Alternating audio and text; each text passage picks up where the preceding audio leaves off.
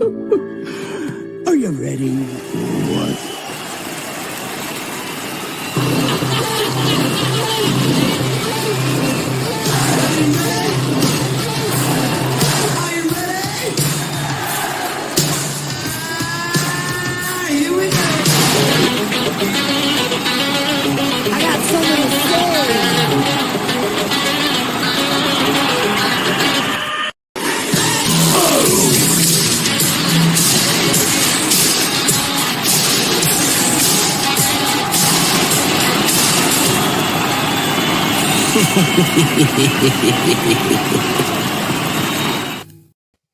Hello, Todd. How are you? Hello, Andrew.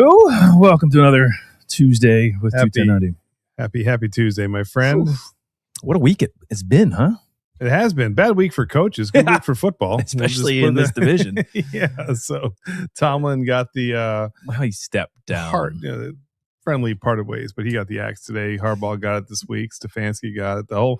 Everybody was Zach Taylor's gone in the North. How is Zach Taylor the only remaining coach? Because Joe Flacco's on his team. Oh, is that? I figured you'd figure out a way to somehow get Joe Flacco into this. But and another great week. So Friday, not because we have an amazing guest tonight. We're super excited to bring on. But very happy. Real quick before we get into that, we have our Evernorth 8 year. There's the ticker on the bottom, dropping this Friday to our patrons, guys. If you're not of spades. If you're not a patron, scan the QR code, go there. You can join for free. I don't think this Reveries will make it to free, but you never know. We'll have more information on that. I think the bottles were supposed to be delivered today, but we weren't at home. So we'll have the bottles tomorrow. Yeah, maybe we'll even do a little live tomorrow. I think so. Just give you some tasting notes on it. It's been a while since you guys picked that. So yeah. And then last Thursday, we were at Baltimore Spirits picking a amazing 6-year epic rye, which I cannot wait for everybody to get their hands on that because we had a great pick team, really good experience, and we went through a lot of whiskey for that. Yeah, it was great. Hey, there's Phil from Everything Spicy. Oh, what's up, Phil? Good to see you, buddy. Blast from the past. Blown up. By the way, just since Phil's here real quick. Yeah. Have you ever seen the Australian guy, Uncle Tony? He's got his Papa Tony, and he's got his Papa Tone's chili oil. He's got the real heavy Australian mate accent, mate. One Amazon chili and some chili oil. Have you ever seen him do that? No, but so good. It's great. Evidently, you like them. Well, my brother got because my son Alex loves it. So my brother got him a cameo from him for Christmas, and he's dipping his flaming hot Doritos in it. To Alex? To Alex. He goes, awesome. Alex, it's your Uncle Tony from Australia. It was great. It was so funny. I have to check this guy out. But he's legit. But he can do some crazy stuff. I was like, I always Can't want be any better Phil than Phil, and him though. to get together. Would be a cool There you little go. collaboration. There you go. What's up, Phil? Yeah, see, there you go. Anthony West. He goes, Anthony West is chili oil. Chili oil. He's so good. All right. There you go, guys. Yeah. But anyway, yeah, so that was a great pick. The guys who came out, we had a fantastic time. It was hard. That was not like a kid. No. We had to really deliberate. We had 4 or 5 samples. We went through, got it down to 2. There was a lot of discussion on which was the best. They were all really. They rolled out really amazing 6-year. It's the first ever 6-year single barrel from Epic that we'll have probably in February. So really excited for that. Can't wait to spread the amazingness of Baltimore Spirits and Epic to our patrons across the country. Similarly tonight, which is I can't wait to have Mike on. I'm excited North, too. guys. So we do have a very special guest tonight. We're going to bring Mike up in just 1 second, but more to come on this Friday's release. Todd and I will put some more stuff on Patreon. Yeah, maybe do a live stream tomorrow night. We may even do a live stream tomorrow night. Todd will check his spelling, but we'll put everything up and it'll be fine. But yeah, it's so a backstory on tonight's guest before we even pull Mike up. We were sent by Adam and Nora at Lost Lantern their collection. What was this, spring or summer? Yeah, I'm trying to remember which one it was. It was last year. Mike will correct us on which collection it was that came out.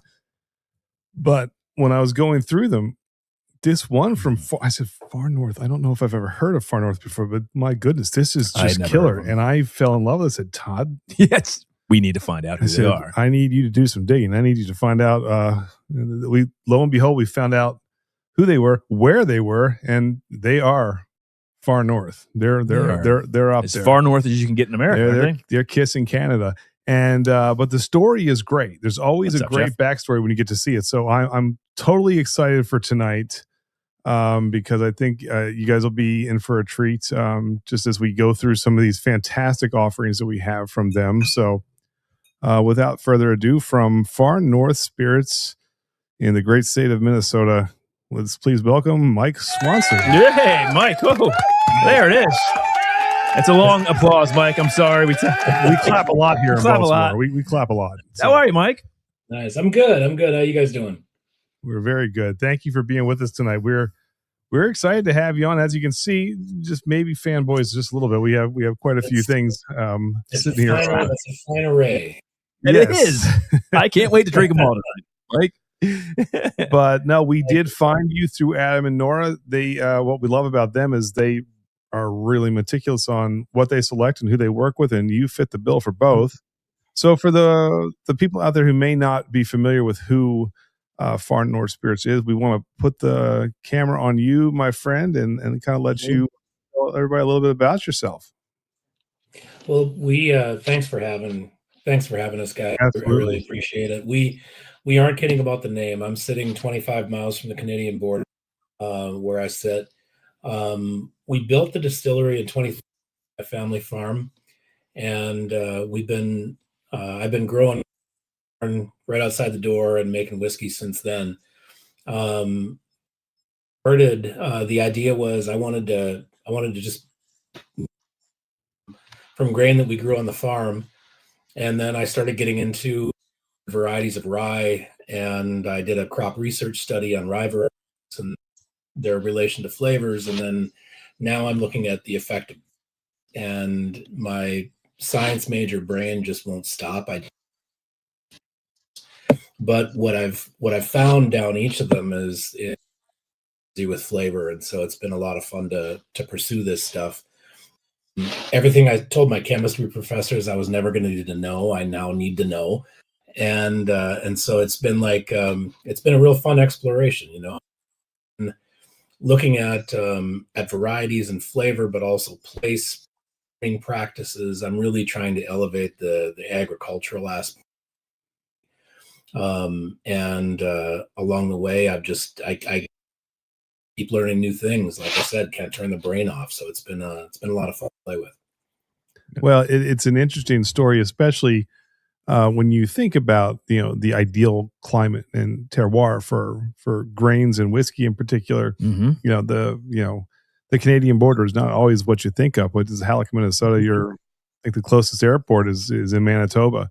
And it's just kind of amazing to see how you've taken some of these ryes and figured out exactly how they not just work for cover crop, but they work beautifully in whiskey. And so but it's not just whiskey. What else do you guys do before we get into the whiskey? Because I have a little offering here, but you do some clear, other, Andy. Yeah, clear. What is I that? started. I begin with gin. I mean, I started our first product launch in front of you there was Solvay, and I went to place with that gin as well.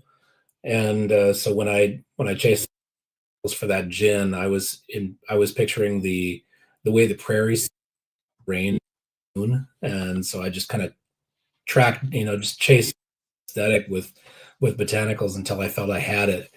My wife Sherry and I are both huge fans of gin as well. We love gin. You don't have to age gin, and so you can make that right away. Your whiskey is aging, but like the whole idea for the distillery was for it to be a rye distillery, because when I was a kid, we were too far north for corn. Mm-hmm. The corn around here when I was a kid, but that was always further south. But rye is a very northern crop, and so when we started, I worked. I chased for a month before he finally picked up the phone and talked to me, and so we worked with him when we started, and that was one of the things he was excited about. Look, you're going to be able to, to make, to deal with your raw materials in a way that very few distillers can, because you're going to be growing them right outside the door.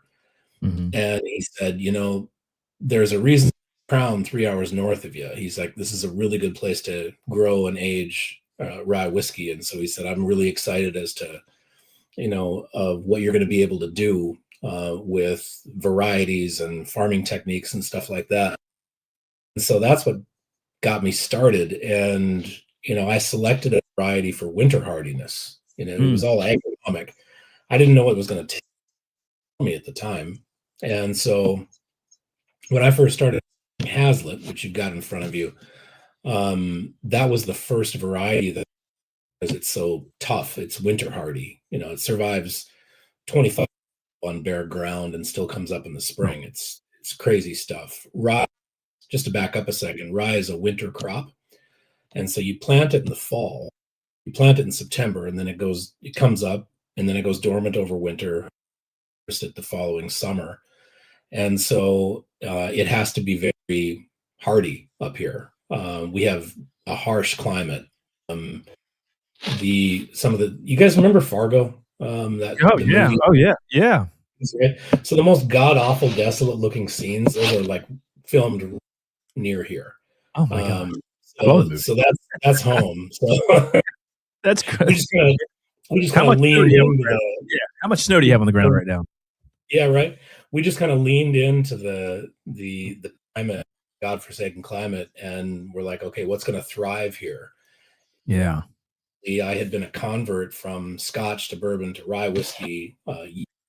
Started the distillery, and so it's been a lot of fun to really dive in, do a deep dive on this. And so now I've grown 17 different varieties of rye over the last 12 years, and I've found out that they each have their own personality. They each have their own flavor profile.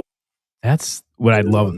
Yeah, that's what I love. And Andy, when you went online, and before I start on this, Mike, you can go online to. Yes. So if any of our mods can put the link to Far North and order these, you ship to how many states directly from the distillery? I mean, it's pretty good. We get it here in Maryland. It's most of them. About the only ones we can't ship to. I mean, it's all through the 3-tier system. So right. I get it. Not able to ship right from the distillery, but it goes through moment that they can ship to just about everywhere but the control states. There you go. And so I love the fact that when Andy bought these 3 single varietal ryes, and we were actually sipping through them while we were watching the Ravens Steelers game, unfortunately. We needed it then. And I love the fact that Andy didn't tell me anything about it. He said, I got these 3 offerings, and I'm not telling you the proof. I'm not telling you what they are. Just drink them and let me know what you think. And every time I went to them, you didn't tell me the age statements. I just knew they were ryes, and it was a different experience, different flavor profile every time. And I thought that was really, as a rye lover, interesting, because you don't usually have that. Okay, this is a Hazlitt rye. This is what is this one? Oakland. The Oakland, and then the Musketeer, and I don't. How many varietals do you have of rye that you could even produce these single varietal rye whiskeys? Well, I've grown 17. Okay. Right now, I've only released 3. Okay. And that's the 3 you have there. And so when you're tasting them side by side, just know that they're the same mash bill, they're the same yeast strain, they're the same age. The only difference between them is the variety. And so with Hazlitt, Musketeer, and Oakland, 2 of those varieties, Hazlitt, were bred up in Canada to be grown in Saskatchewan, and we're practically South Manitoba right here. Mm-hmm. Oakland that's Oklahoma State University Foundation. So that was bred to be grown 1,000 miles south of where we are. Oh wow! And so that variety, Oakland, was a real outlier in the when we were looking at flavor profiles, and that was even before it was aged. It was a very variety. It was a low yielder because we're growing it, so far north of where it was supposed to be grown, but it was a notorious pain in the ass in the cooker. I didn't taste it coming off the still. I was really glad to never have to, because it was a low yielder lodged out in the field and stuff. It was just a variety. And then we aged it and opened the barrel, and I was like, I'm going to have to grow this again. Like this is fantastic. Yeah. Just at 2 years. When reach their 4, 5, 6 year, I think they're going to be, they're going to be really impressive. They're just so unique. There's so much there when it comes to the nuance. I love it. I love the idea. And we just go ahead. Sorry. No, I was going to say, you mix the varieties together, you lose that. Makes and sense. You get I use the word grower whiskey a lot with wine people because they grower champagne as opposed to like LVNH champagne. But when you mix varieties together, you get the equivalent wine. It's not bad, but it's just there's not as much depth and character. I've found that with open pollinated rye varieties, you just have so much personality, and that's personality out in the field. They all grow differently from a farmer standpoint, but then you put them through the mill and ferment still, and then you age them, and they have so much individual character that it's been really fun to explore that. Yeah, the uniqueness of all of them is what's really fun about this. And he wasn't kidding when I said I wasn't telling him anything, because instantly when you start throwing out age and proof and all these things, it will have a little bit of bias in your. And so I just had him sit through. The differences were amazing. They all drank bigger and older than anyone would have thought. That's what. So you got me on which that I thought was really, really fun. The Oakland, was definitely an outlier. It tasted, it just was, but in a really fun and kind of elegant way that we both really liked. The Musketeer was fantastic. I did a review of that one. But it reminds me a little bit, Mike. We have a good friend of ours, Dave Asuza, who has a grain to glass distillery out in Atwater, California, and he started using the Merced rye, which was exclusive to that area, as a cover crop for Corbin Cash, and found out it made really good whiskey. But whether he planted it by the sweet potatoes, it would taste a little bit different than if you planted it over by the almond trees versus in other places things. And it was just amazing how the terroir affected the whiskey. And this screams terroir straight from Minnesota, which I think is really cool. So you're really getting that full grain to glass experience. And you and your wife, you grow everything, plant everything, pick everything. You do everything. Literally, the two of you guys are involved in every ounce of the process. Is that correct? Yeah. It's everything from the field prep all the way to the bottling. And so it's interesting you mentioned Dave, because we're in a Lost Lantern blend with Corbin Cash and Whiskey Acres. Oh, I think somebody's talking about that in our chat right now. The Farmer's Field rye. Is that what you're talking about, Mike? Yeah, and it was funny when we tasted that blend with a group of whiskey writers.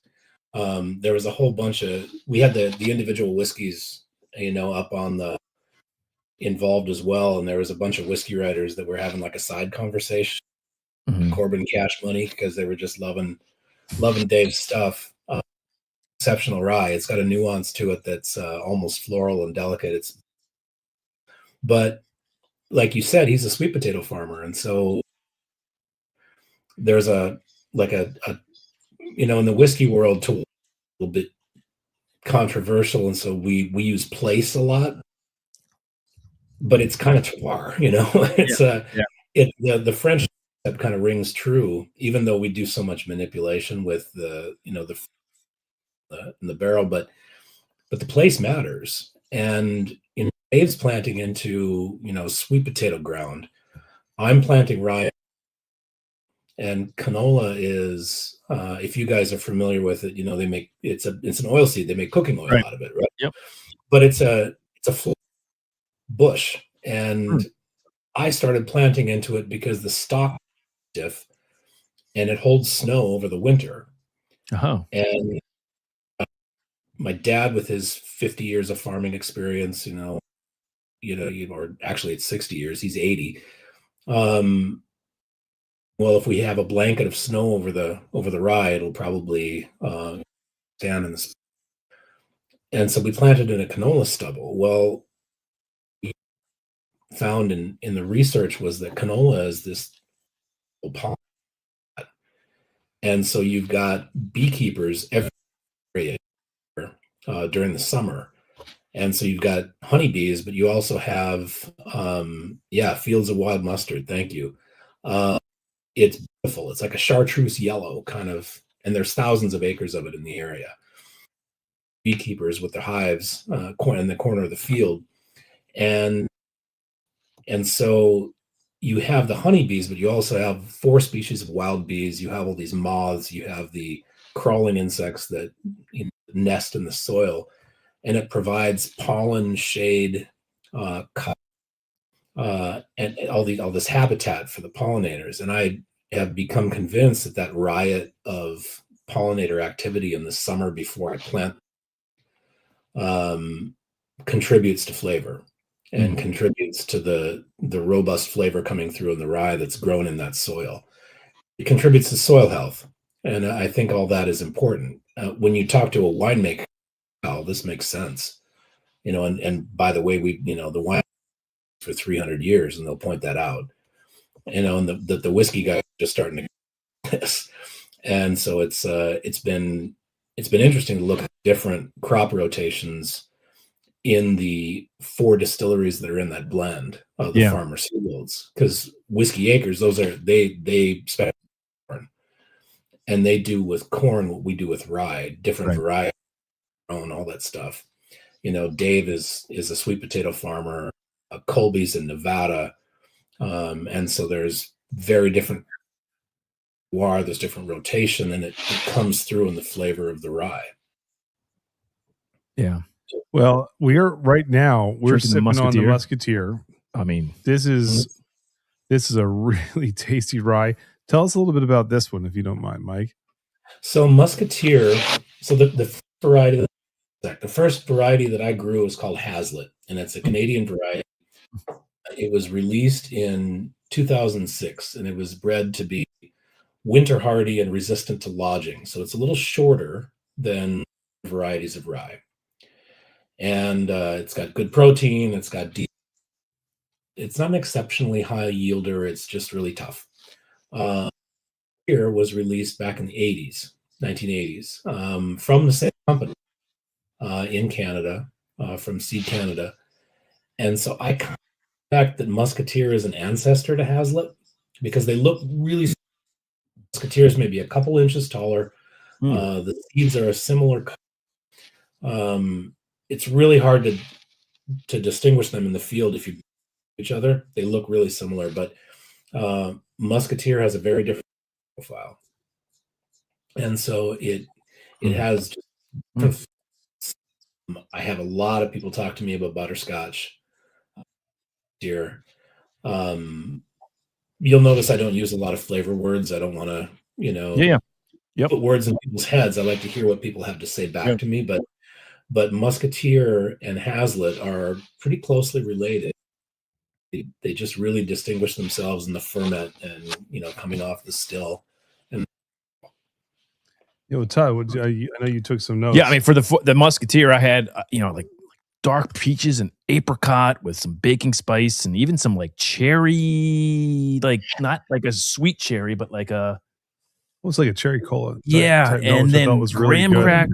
And it's just, I was shocked though, Mike, when he said, "How old do you think these are?" And I said, "I think this is a 4 to 5 year old rye."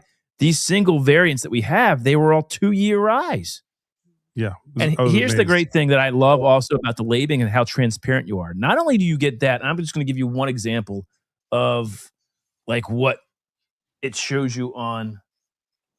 Okay, if you can see this, not only do you show the the date that it was bottled, the date that it was distilled, you give us like the information on all of the grains and like the. I mean, I don't know if that's going to pick it up because it's so small. It's going to pick up one of us. Look, there it is. There it is. So it tells you everything about like the pollination, and then the date it was actually like planted, and when it was harvested, and all this great stuff on here, which I thought was really interesting, especially since you're talking about single varietals. I love that idea. Yeah, the transparency is fantastic. We took a lot of inspiration from like estate makers. Mm-hmm. Yeah, when it comes to that. So we're talking about the on that label that you just showed. You'll see the section, the part of the section of the rye, the planting date, the harvest date. Yeah. Breeder, like the Secan is the breed, the rye breeder. The yield we had that year, whether it's hybrid, and then you have the distillation date and the date. And so we try to put as much information up there on that next. Yeah, like 60 bushels was in this yield. Yeah. I mean, the planting date was September of 2020. The harvest date was August of 2021. The distillation date was December of 2021, and the bottling date was September of 2024. Like, that to me is a really cool thing when you're a grain to glass distillery where you're doing everything. You're planting it. I love that. I thought it was really, I'd never had seen that on a bottle, and I thought that was really interesting. Well, when we started doing it, I'm a little bit of a tree hugger, and so I was involved in sustainability, and transparency is always when it comes to sustainability. And so I'd always talk about transparency, telling people what you're doing, and that just really hadn't done before, and I was kind of shocked to discover that. Dave always told me when we first started working together, Dave always told me, he's like, y'all going to be able to punch above your weight here. You do things with individual varieties that a lot of big distilleries can't do because they're sourcing such large quantities of grain. Right. And he said, this is going to be fun. And and so what we've been able to do is create this and then show people exactly what we're doing. Well, I've had people tell me you're nuts. That's your proprietary stuff, and I'm just like, it's not. You can't duplicate this. You can replicate it, but you can't duplicate it. So anybody real quick in the chat, if you have questions for Mike about any of the stuff that he's doing, put them in there. We'll try to get through them as they come through. Andy, one other question I have for Mike is your temperature. You're so far north, right? So we often talk, and we love when we talk to distilleries there in the South, in Texas, in Mississippi, that basically have this heat that, they like, for in Texas, a 2-year bourbon's like a 4-year Kentucky because of how hot it is. Is the opposite effect for you for how cold it gets in the winter? Like, are you going in at a lower entry proof, or I'm just curious how that works with how you can have a 2-year rye that tastes so flavorful, has a mouthfeel, looks so nice at 94 nice proof color on it. Like, on all these, I can't wait to get to the Rockner Maryland style rye, because that's my favorite of everything we've tried so far. And it's not just because we're from Maryland, but I love on all of these the mouthfeel, and it drinks bigger than the 94 proof that you're going in here in these bottles. What is that? What do you contribute that to, you think? I think there's a couple things going on. Adam, cold weather aging, and we certainly do that. My rick isn't climate controlled, and so we're talking coldest of the cold, and we have a terrible climate here. Right. It's hot in the summer. It's cold in the winter. We have major temperatures. It's awful. But what we have is that expansion, those temperature fluctuations really is the whiskey would. But we also have huge swings in humidity. Like 25% all the way up to 90%, and sometimes within 30 hours. And so it's just a volatile. And what Dave was telling me early on was volatility. And he was insistent that, he said, for bourbon, you want to cook. But he said, for rye, you just really need that volatility. And, he said, that's when he brought up the point of 3 hours north of you in Gimli, Manitoba, for a reason. He said that volatility is key. But, what we find is we get depth and character from those temperature fluctuations and that humidity, but we also use Minnesota oak. And so everything Minnesota. Our barrels are coming from 2 Coopers in Minnesota, Black Swan and the barrel. And that Minnesota oak is a different animal. the trees grow slower because of the cold, and so the growth rings. Interesting. Didn't think about that. Yeah, sure. The wood grain is a little tighter for some reason. It has more vanillin. Yeah. Those wood sugars, kind of they become sweeter because of adversity, and it's not exactly what you'd expect. It's kind of counterintuitive, but yeah, I've had makers tell me about in places where the grapes have to suffer a little bit, they produce better. And it's an interesting effect. We don't know exactly because you got 60 years of variables growing a tree.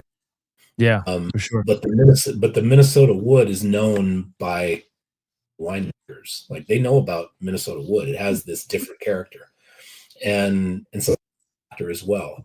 The other thing we do is, and farm distillers, the other craft guys that are in that blend with me, make very, very conservative cuts.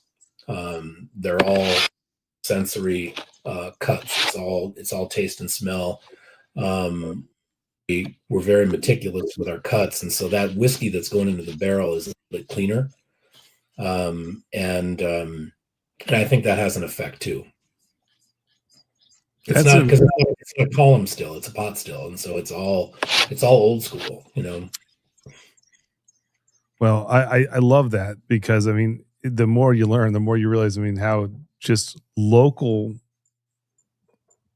this really is. I mean, the whole process from start to finish, and now the Minnesota oak. I think that's just really. That's pretty intriguing to us because we've seen shift out to the East Coast here. We're in Baltimore, in Maryland. Sagamore was one of the exact things, doing the exact same thing where they're now using Maryland oak and they're seeing how that is going to impart their Maryland flavor rye over time with the rye that they're putting into the barrels.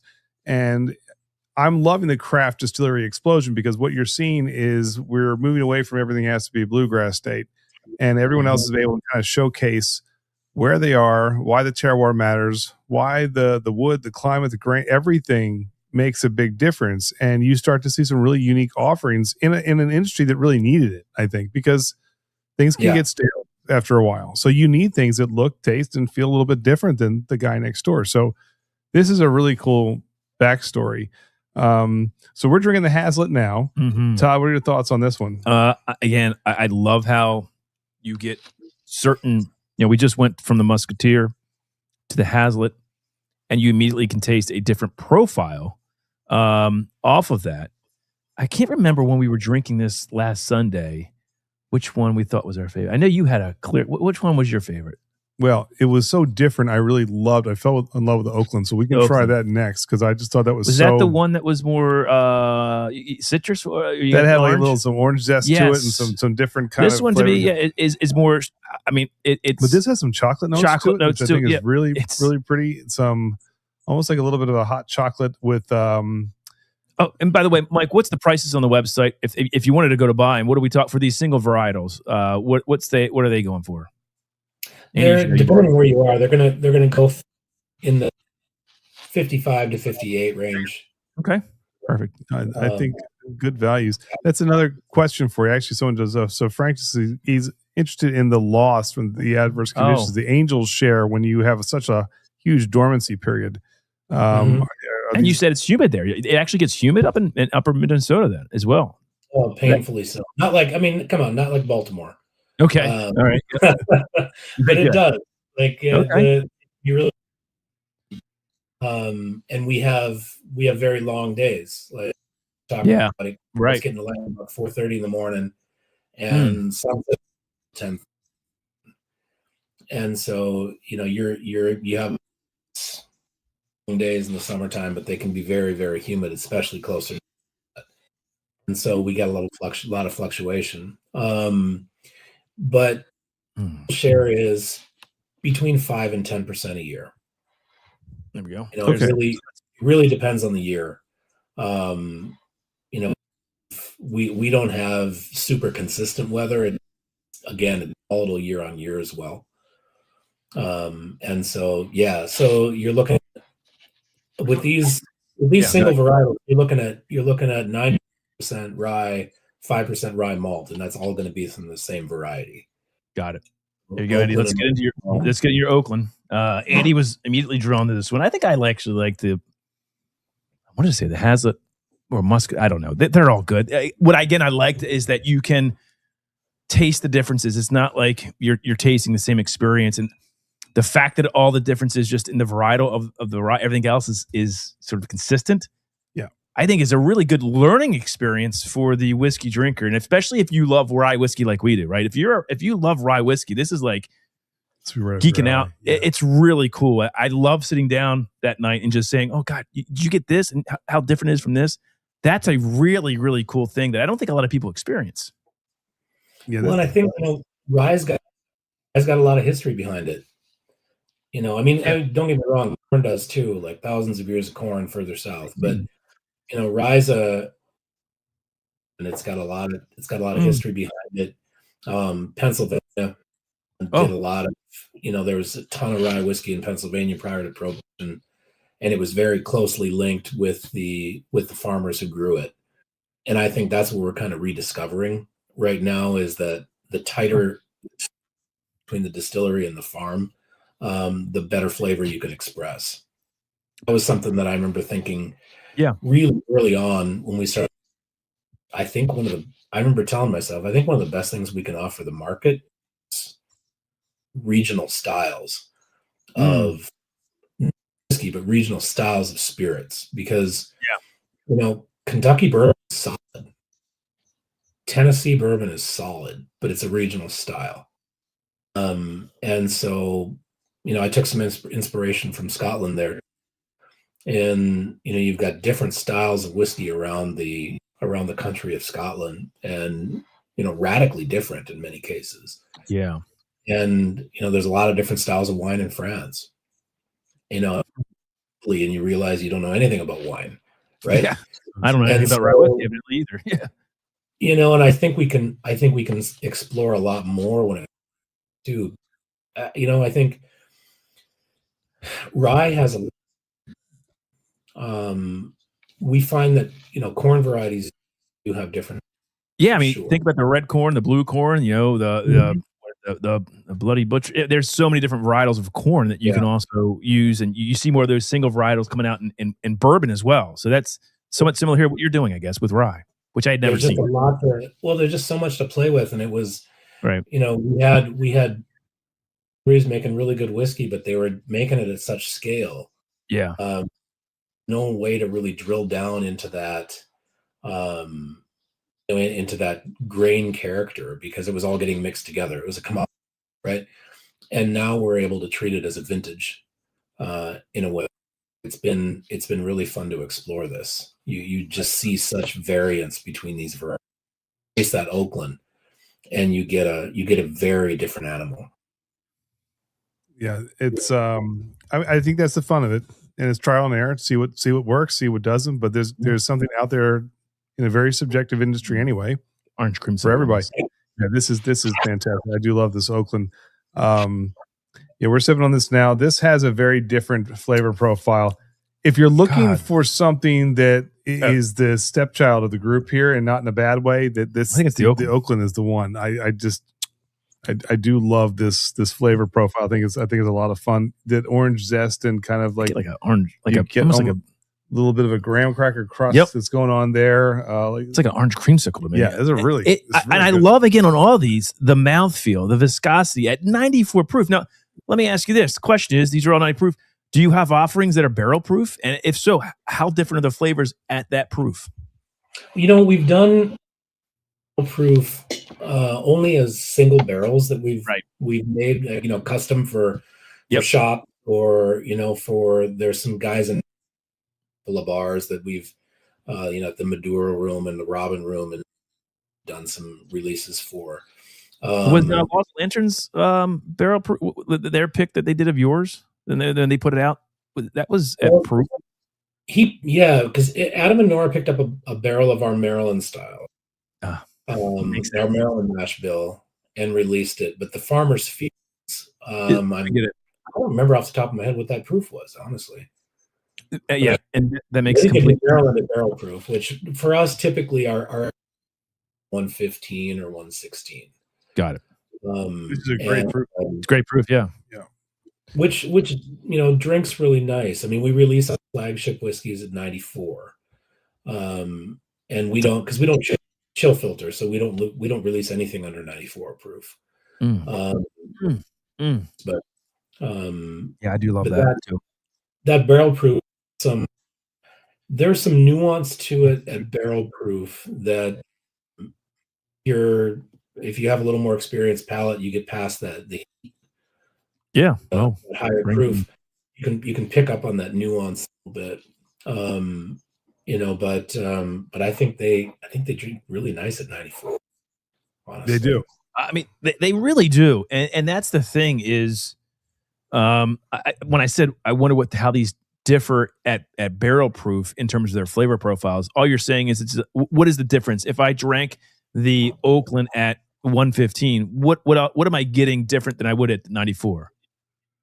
You're getting a robustness. Okay. You're getting a little bit more fire. More spice? Is there more rye spice in it? Yeah. Spices are going to be a little more intense. Or is it oak spice that you're getting? Yeah, that's a good question. Yeah. I haven't tasted a barrel for a while. I mean, Mike, we may need to come up and actually sip through a couple. Yeah, that's what it might. You have to come visit. That's what it sounds like. Yeah, what we're saying. Have a seat and you tell me. Yeah, right. That's right. There you go. So here's a segue for you. You guys are up there. You've got the Vikings. You've got the Twins. You've got the Wild. So what's the big sport close? What's the big sport for you all up there? Well, a Vikings fan, but you temper your expectations, right? Oh, well, we hear you that with the Ravens. We learned that real quick this year. But we listen to the Twins and the Tractor. Okay. All summer long, you got to be a Twins fan. When I was a kid, we actually would go to Winnipeg Blue Bombers games.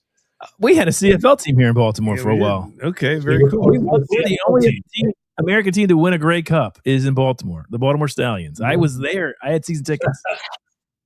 So my dad loved it. Game as a kid.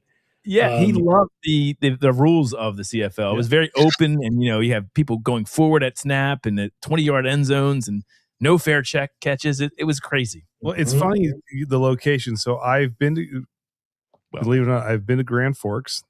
I flew in there because I had work up in North Dakota, which surprisingly, yes, I have work in North Dakota. And then, an other surprise, I'm the world's biggest Winnipeg Jets fan from Baltimore. So I absolutely love the Jets. Right now they're tied 3-3 with the Islanders. So I'm kind of keep my eye on the score. Katie, we're a show here. But so I drove to Winnipeg and got to see this. Had I known you were that close, I was like, I could have done all three. Well, now you find out what game you want to go to. You stop by, you see Mike and Sherry, and you sip on something. That's what you do. 90 minutes south of Winnipeg. Yeah. How many miles is it? 90 minutes. 90 minutes, Andy. That's a drop in the bucket for you. I like it. Drop in the bucket. Have you been up there to see a game? Oh yeah. I mean, we in the same stadium. I saw the Eagles there a couple of years ago. So we'll go up to Winnipeg quite often. There you go. I mean, when I was a kid up there, because that was 100 years ago, and if you could see over the counter, they gave you a picture of Labatt. Sign me up. That was fun, but sounds like my kind of town, Andy. It's a fun town. There's a lot of great restaurants in Winnipeg. There's a house down by the river. It's a cool place.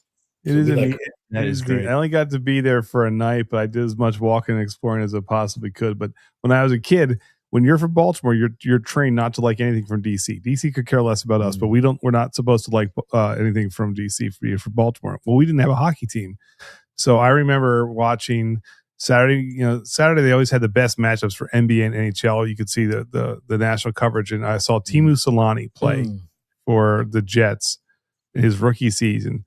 I think it was against Pittsburgh. So it was like Lemieux and Selanne. I was like, those guys are cool. I was like, and that Teemu Selanne guy is awesome. Those uniforms are great. And I've been a Winnipeg Jets fan ever since. And so they left and went to Arizona and then came back. It reinvigorated my hockey spirit again. So my daughter and I go catch a Jets game every year. Not in Winnipeg. We haven't been there yet, but we go away. So we'll go. We've been to a bunch of different rinks. So seeing the games is on my bucket list to go up to Winnipeg and see a game. Wayne, we have a question from Frank again. Oh, sorry, go ahead. The Winnipeg Jets game was when I was a kid before they left and then came back. Yes, right. You know, old Winnipeg Jets, and you know, you're sitting there as a kid and you're listening around you, and I started writing stuff down. Figured out that I was writing down the French swears because I was going to look them up. That's awesome. That's and hilarious. she was like, you know, if you swear in French, it's still swearing, so don't. That's funny. Mike, quick question from you from Frank again. He wants to know, given your proximity to great breweries, are you considering doing more finished versions? You know, and first of all, do you do any finished, far north? Is there? Done some. We've done, if he's referring to cask finishes, we have. I've played around with. Well, our flagship Rockner is cognac cask finished. Oh, so this Maryland style Rockner is cognac finished? The Maryland style is not. Okay, all right. I was going to say, because it does have some. That's a 5 year. Okay. What you got right in front of you there is actually a single barrel. Oh, the Rockner Maryland style 5 years single barrel.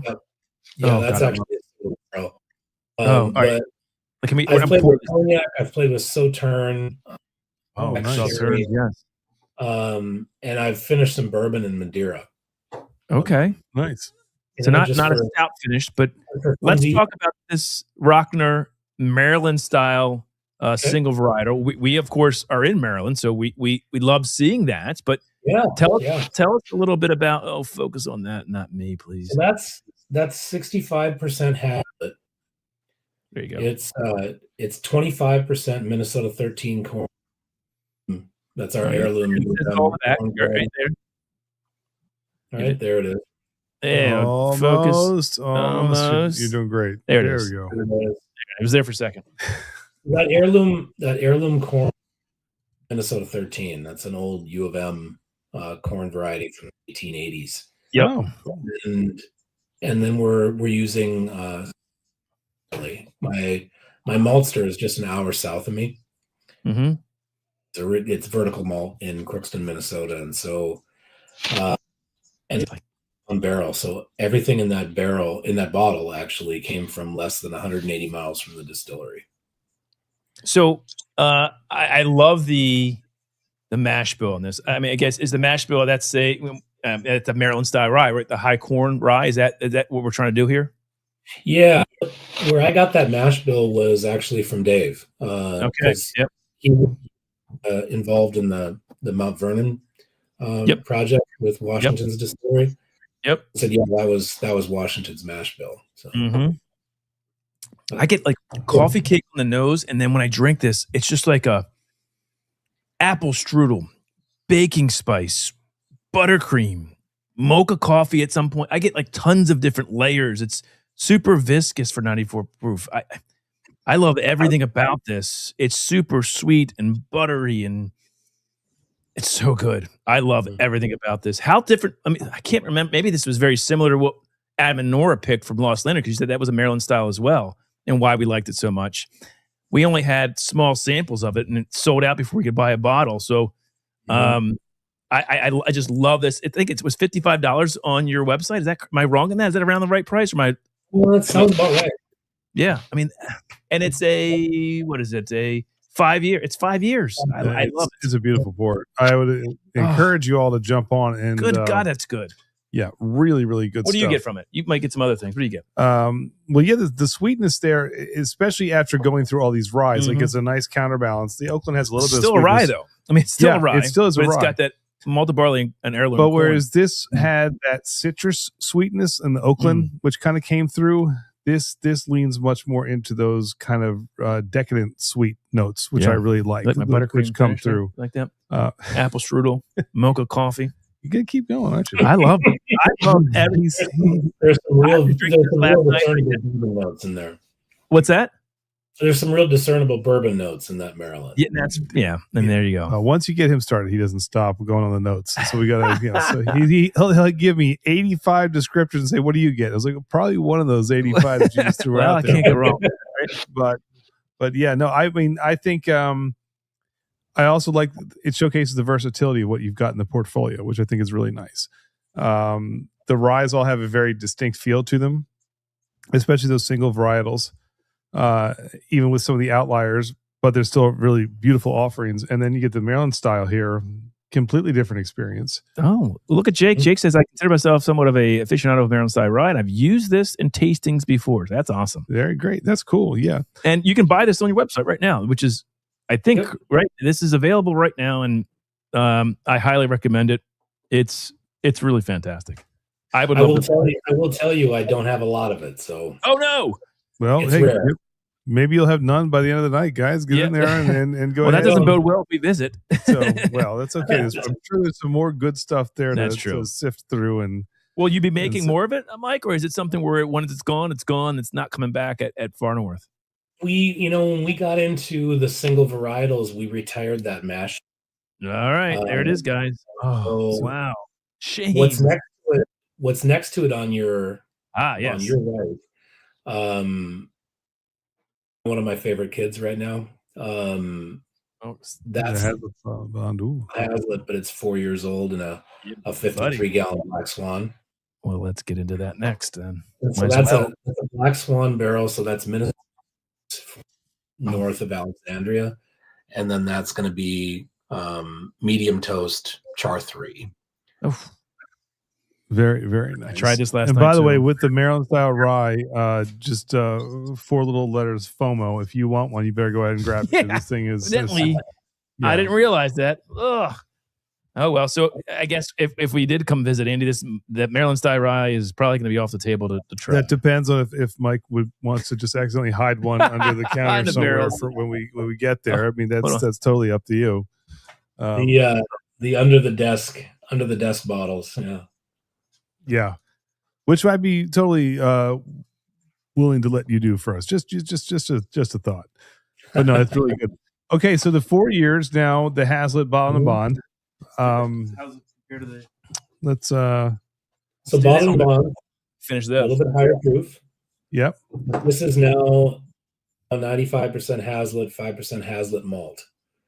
So it's a 95 bill, and this was about 4.5 years in a medium toast char 3, and next one, the guy that toasts the staves does it by nose, so it's a real artisan process, and so they're beautiful, and so this is very much a regional expression of rye whiskey. Ooh. That is a caramel, like dark caramel sauce on the nose to me, with like vanilla.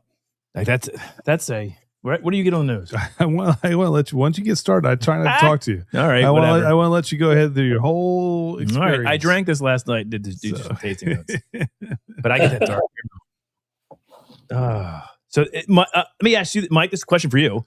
With all these varietals, what is this one of your favorite offerings? And you mentioned this is is it, what do you like if you're sitting down and like, I want to try some, I just want to have a nice pour tonight. What is your go-to of all these that you do? Boy, it really varies. It depends on my mood. All right, that makes sense. Fair enough. I will say that there's a reason we've grown Hazlitt for 12 years. Makes sense. It's got a beautiful flavor profile, but there's a few works that I think they have just so much potential. Oakland and Musketeer and Spooner. Spooner is one we haven't released, but that's an old variety from Wisconsin. Has just gorgeous caramel and toffee notes on it. Ooh, I like that. That's been fun to play with. I'm releasing my first heirloom. I'm sorry, we just cut out. What did your first heirloom?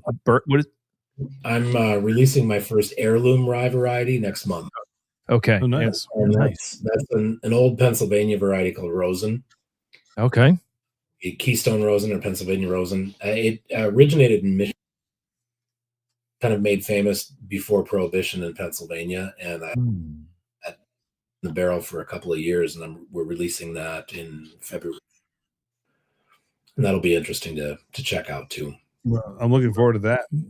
This is, again, I love I will say it's 6 points higher than 100 proof, but again, I couldn't tell you that this is a higher proof than anything we've had before. And the mouthfeel is So I think that's a testament to all of these. You went up in proof a little bit here, the 100 proof, but I still think it drinks similar in mouthfeel and even just proof. I think that's one of the most impressive things about the offerings we have had here is just how big they drink. Because honestly, it's a little bit spicier. When you're under, it does have a little heat, which I like. Actually, I take that back. It does have a little more spice. But I love how all these offerings, they really do have that long, well, they call it Kentucky hug, I guess the Minnesota hug, you know. But it just really, for the proof point, I'm really kind of blown away by just how big this is, but in a really good way. And did Mike answer this question? I'm sorry. You have it highlighted from Alt. Yes. Does Far North have anything higher than 110 proof on their website? I saw that question, and the short answer is typically no, because those are usually individual shops that we do barrels. Yeah. Okay. Yeah. I will say this: don't be dissuaded by the lower proof on this. I know people. That's coming from Todd, and I am a proof hound. I love proof. That's coming from Todd. It drinks. Now, is it a huge spice bomb? No. However, the mouthfeel, which I think is more important, is super viscous. And it drinks bigger than its proof, and that's a good thing. It hits all the right notes too. Yeah, this is. Yeah, Frank, you would absolutely. Here's what we're going to do. We're not going to do it tonight, but tomorrow on our live stream, when we go live for another, I'm going to give away for Patrons that are watching tonight. Do a sample of these. We're going to do is tomorrow night on our sort of Patreon stream. We're going to give away so someone can experience all these. And I think Amy Boehm said she had something to give away. We'll give away some samples of this wonderful Far North experience, so you can try it. Because again, you're not going to get it on your shelves here. And I know a lot of our viewers probably had never heard of Far North. And honestly, Mike, we wouldn't have either if we didn't see Adam. Well, we're friends with Adam Nora. We've had him on our show multiple times. When we saw, I take very highly what they do. I love that he found you. Like Adam seeks out, the best, and I love that he did that. So it opened our eyes, and it's opened up everybody else's eyes. So it's good for you. Yeah, it's also great that you and Dave are friends. So it's great. That. Yeah, you and Dave Souza. They're good people. I mean, Adam did I think it was a 3,500 mile. He won't blend anything that he hasn't visited, and so he's got there's an ethos. And Nora's a genius. I mean, what she's is incredible. So between the two of them, that's a lot of horsepower. Yeah, no doubt about it. Andy, I know we've gone through all the 5 ryes. I think my favorite still is this, and unfortunately, this Rockner Maryland style rye that's going out of business. But I think you love the well, no, hold on, we're not done yet. I know I'm getting there. The Oakland, I think the Musketeer is a fantastic rye, but again, this Hazlitt is, I think, something special. But you have one more. I have one more. You know that. So Mike, I'm trying to convince Todd to get into the world of other spirits. I'm trying, Mike. I got him into rum. He's doing okay. I do like rum now. Good rum. And we've had some very good gin offerings from a select few that Todd has actually enjoyed. So I tried this. I think David has a gin, doesn't he? David has a sweet potato gin, which is fantastic. It's absolutely phenomenal. The Autumn Spirits has the Shot Tower is fantastic. Mike, have you tried David's sweet potato spirit? Have you tried that? Oh, I didn't hear what he said. Mike, you conked out on us. We can't hear you again at all now.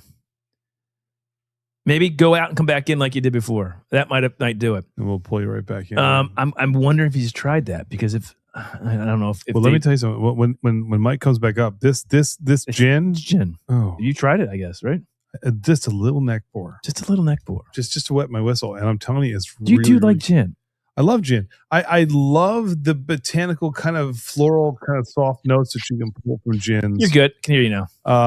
I've always liked the juniper notes. Some people don't love it, but this, get some new glasses for this. But and now I've never done this before. Mike, you were the one that told me before that you like to have after you sip on whiskey to pull out the gin because it kind of enhances flavor profiles, which I've never heard before. I always thought because of it's a very soft, delicate liqueur or spirit, that you would actually do this before you dive into whiskey. So you're saying it was about I think a couple of years ago.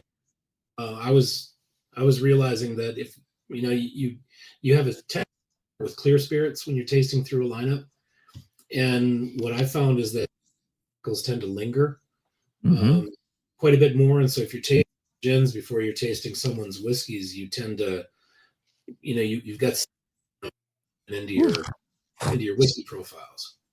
And so I tend to use gin now as almost like a palate cleanser. Hey, you have your palate cleanser, I have mine. He's kind of made Coke Zero relevant. That's my palate cleanser. My palate cleanser is Coke Zero. And all right, let's get into gin real quick. I have a question from Marty. Marty Party's here. Whiskey Knows, great channel, great friend.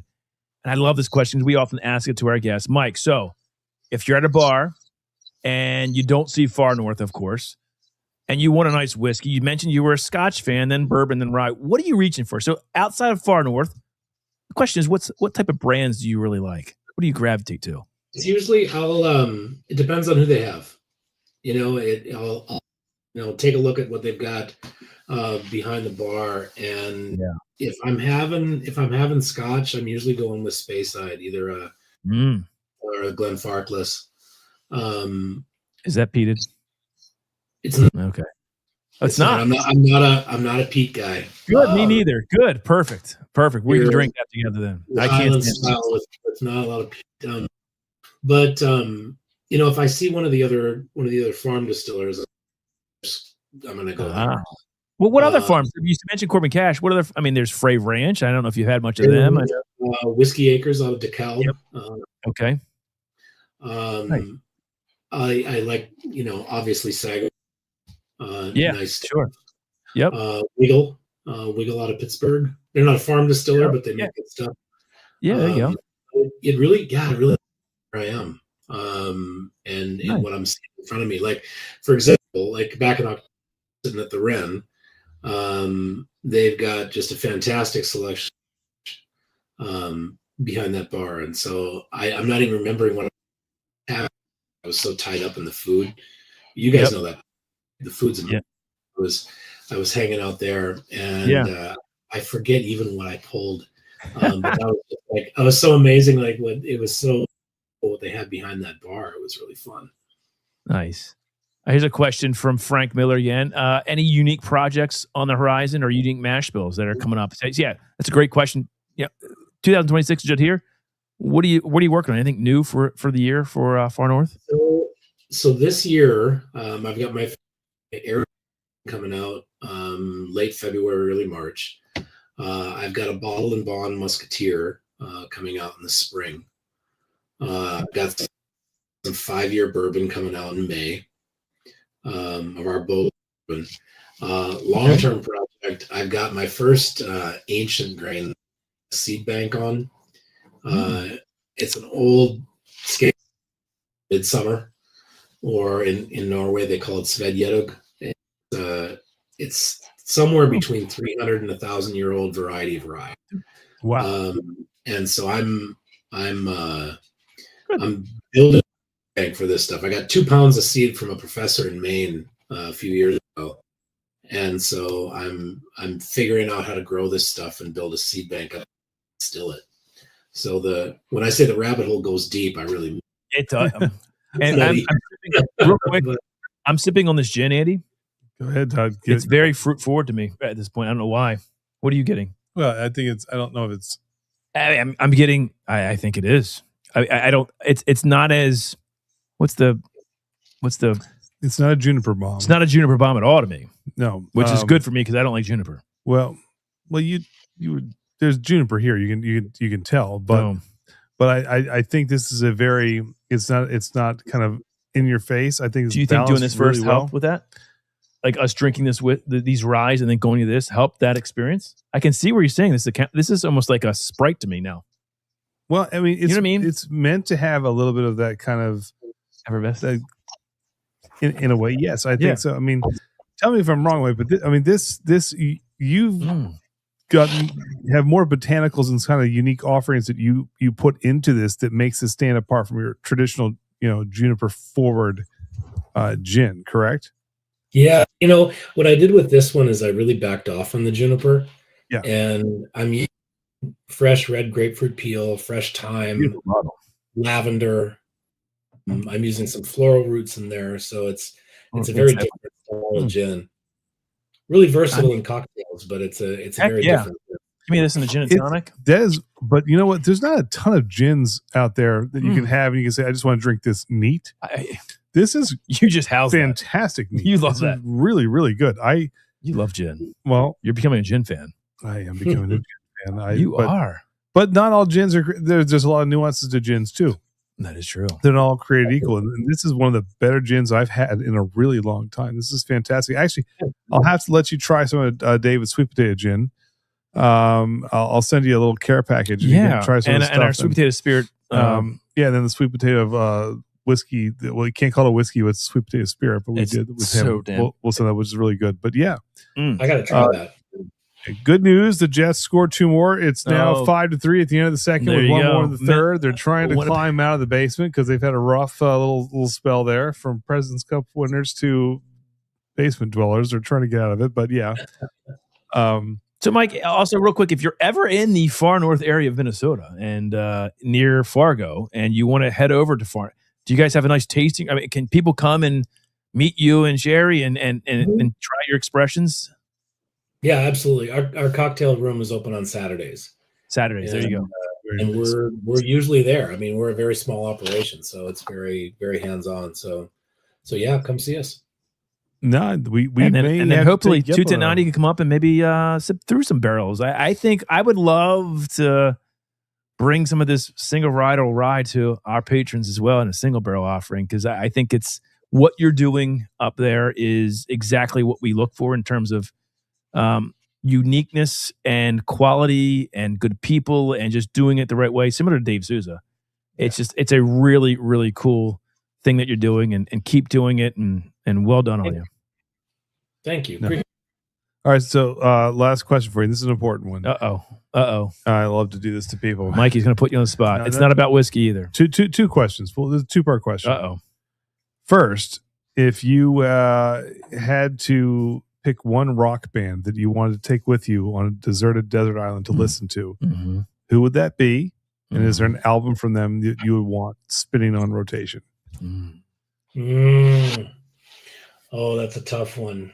Oh, you've stumped him, Andy. Yeah. Do you like music, Mike? I mean, you're a music fan? Actually a music scholar in college. So oh my goodness. So he likes good music. He likes good music. Okay. So this is a tough one because my first thought goes to Steely Dan. Oh, there you go. But I'm a tractor listening to Winnipeg rock stations, so I was getting the let out. I'd probably have to go with Led Zeppelin. All right, with that. You go. Andy was a hater of Led Zeppelin until he played his catalog. I wasn't a hater of Led Zeppelin. We went through this, and he's like, "That's a great song. That's a great song." I had to be reminded of how giant their catalog was huge. Before I was like, "Wow, yeah, it's a little bit more." So there wasn't over. I have one last question for Mike. Mike, what do you think of the rock band Def Leppard? Dude, I grew up on those. God dang it! There it is. He loves Def Leppard. It's his favorite band. You had your opening segment, and I was racking. Oh, there you go. Yeah, we love rock and roll. There's nothing better than to listen to rock and roll music and drinking whiskey. We just became best friends. We did. We did. Okay, so my last part, the second part of that question is, all right, and then we'll make this one easy. Well, this one's easy, but all right, Mike, they are making a Hollywood movie about you. Who is the actor playing Mike Swanson in the Far North documentary? It's going to be a giant blockbuster, but you get to pick the actor to play you. Who's playing you? Well, a lot of pounds ago, that would have been Noah Wiley. There you go. Right, there you go. I like it. Can I still get? No, I can't say it. You know what I always say? Bruce Willis. You don't look like Bruce Willis in the slightest bit. I look like Scott Van Pelt. Bruce Willis. I look like Scott Van Pelt. I don't know if you watch Sports Center, but that's what I look like. He looks nothing like this. This is Todd Speed. That's him. That's me. He was See, Bruce was right there. That's more his speed. Oh man. So, Mike, stick around for a couple minutes if you can. We're gonna hop off, and then we'll talk to you behind the screen if you're willing to stay around for just 2 minutes. But we want to thank you very much for staying on with us. Goes on for about 10 seconds. It's a long applause. Much deserved. But no, again, everyone, check out Far North's website. Right there, we'll put that back up for you. Really, really good stuff coming out of Minnesota. Good product, good people. That's exactly what we look for when we do work with anyone in 21090. So again, Mike, thank you for being here tonight. We really appreciate you. And everybody, tomorrow we will go live again. So just stay tuned. You'll see. We'll put that up on Patreon. What time we're going live? We'll have our next pick, the Rivers 8-year, and these will give away a whole crap load of Far North on that stream. So check us out tomorrow. We'll let you know what time. Yep, sounds good, Mike. Thank you again. We appreciate you very much. There you go. All amazing. Well, since Todd's he knows 80s, we'll let him see Todd singing to go out. Oh no, please don't. Here we go, guys. We'll see you next Tuesday, or actually tomorrow if you're patron. Tomorrow night. Thank you, Mike. Good night, all. See you next week. Cheers. She's my cherry pie. Cool drinking water, such a sweet surprise. Tastes so good, make a grown man cry. Sweet cherry wood.